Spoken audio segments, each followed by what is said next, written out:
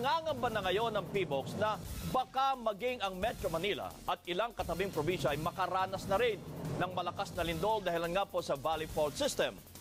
Ano-ano nga ba mga lugar na mapipinsala ng tinatawag na The Big One?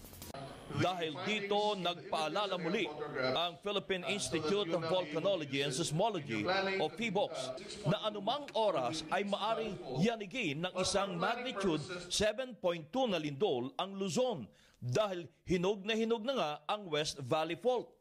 Ang 100 kilometrong haba ng West Valley Fault ay dadaan sa Bulacan, Rizal, Quezon City, Marikina, Pasig, Makati, Taguig, Muntinlupa, Cavite, at Laguna. 84 na barangay mula sa mga syudad at probinsyang ito ay nanganganib yanigin ng isang malakas na lindol. Noong 2012 ay sinadya ng grupo ng KSP ang mga barangay na dinadaanan ng West Valley Fault sa Quezon City. Nag-umpisa ang fault line sa barangay Bagong Silangan.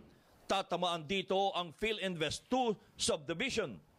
Magtutuloy naman ang West Valley Fault line sa may Batasan Hills kung saan maraming kabahayan ang nakatayo sa danger zone.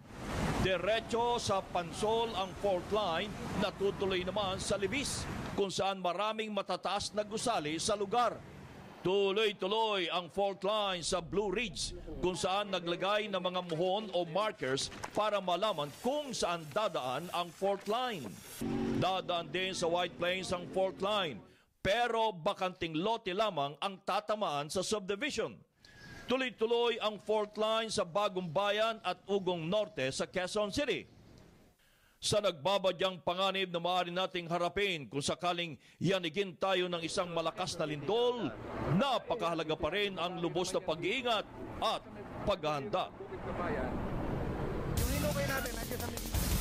Iyon ay kung meron po tayong paghahanda at hindi lamang po ang West Valley Fault ang kailangang paghandaan kundi pati na rin ang 10 kilometrong East Valley Fault diyan po sa may Rizal kung saan nga 12 barangay sa Rodriguez, Rizal at San Mateo ang maaring tamaan po ng magnitude 6.2 na lindol.